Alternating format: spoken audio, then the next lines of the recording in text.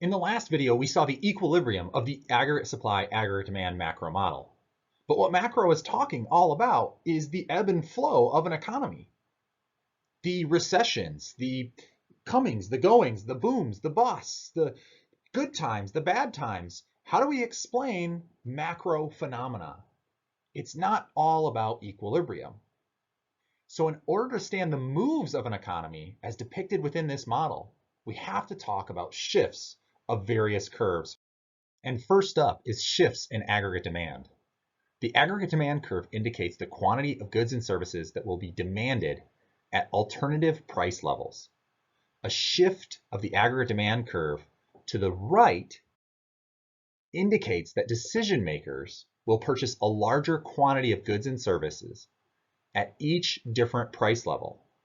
And thus we can call this an increase in aggregate demand. Pick a price level and stay constant at that price level, and you will see the move from aggregate demand 1 to aggregate demand 2 is more goods and services. So we call this an increase in aggregate demand.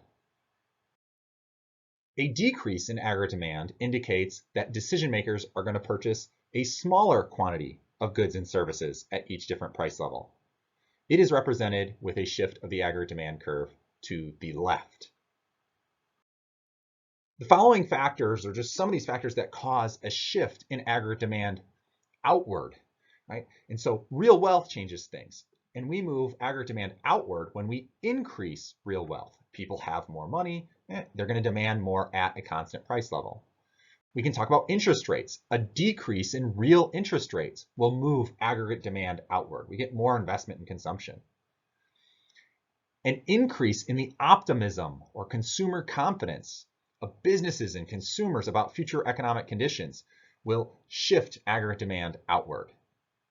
Expected inflation can change where aggregate demand is. An increase in the expected rate of inflation will move aggregate demand outward. Higher real incomes abroad will increase aggregate demand and move aggregate demand to the right. Note that this is when the price level remains constant. Any of these changes move aggregate demand further out. So these are aggregate demand shifters.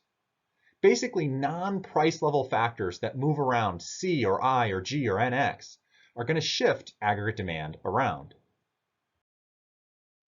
When we talk about shifts of aggregate supply, things get a little bit more complex.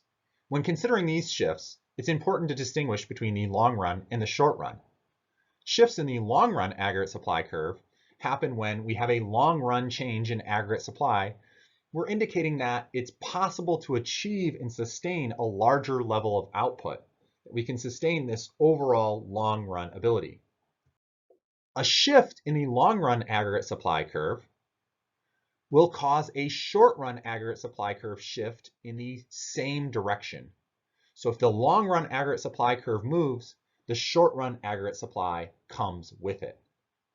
Shifts in the long run aggregate supply are an alternative way of indicating that there has been a shift in the economy's highest sustainable level of output, or a shift in our potential output, our new benchmark of what is sustainable. It's saying that we can produce more now and also on into the future. Factors like better institutions, increases in our stock of capital from increased investment levels or reduced depreciation, or new ideas or improvements in technology, all of these things can expand an economy's potential output and shift the long-run aggregate supply curve to the right. Shifts in short-run aggregate supply are changes that are temporary. They temporarily alter the productive capability of an economy. This is showcasing a shift of the short-run aggregate supply curve. And when we have a shift of the short-run aggregate supply curve, we do not necessarily have a shift of the long-run aggregate supply curve as well. Here are just a few factors that can shift our short-run aggregate supply curve. The primary causes for shifts in the short-run aggregate supply are, 1, changes in resource prices. Now this is going to be really important for us in this class. And the main thing that we're going to talk about when we think about the idea of resource prices is labor, the resource of people working and being employed and being productive. And the price for hiring labor is wages. So wage rates are going to play a really big role in macroeconomics. So changes in the resource prices, this can shift aggregate supply around. A decrease in resource prices increases short-run aggregate supply. So with lower prices, that is equal to, for firms, lower production costs. And with lower production costs, firms can produce more at a given price level. And then the second primary cause for shifts in the short-run aggregate supply is that we have supply shocks.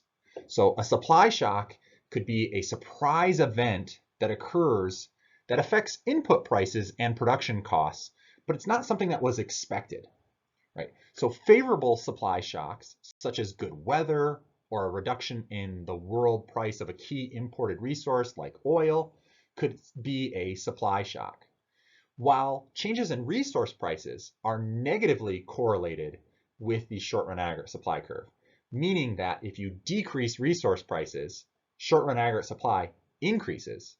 Supply shocks have a positive correlation. If we have a positive supply shock, we get an increase. It's going in the same direction our short-run aggregate supply curve is. So resource prices have this negative correlation with the way that the short-run aggregate supply curve moves, and supply shocks have this positive correlation. But both are really important shifters of our short-run aggregate supply curve. All right, so that's it for the aggregate supply, aggregate demand shifters. To continue on in this macroeconomics lecture series, click the video shown right over here.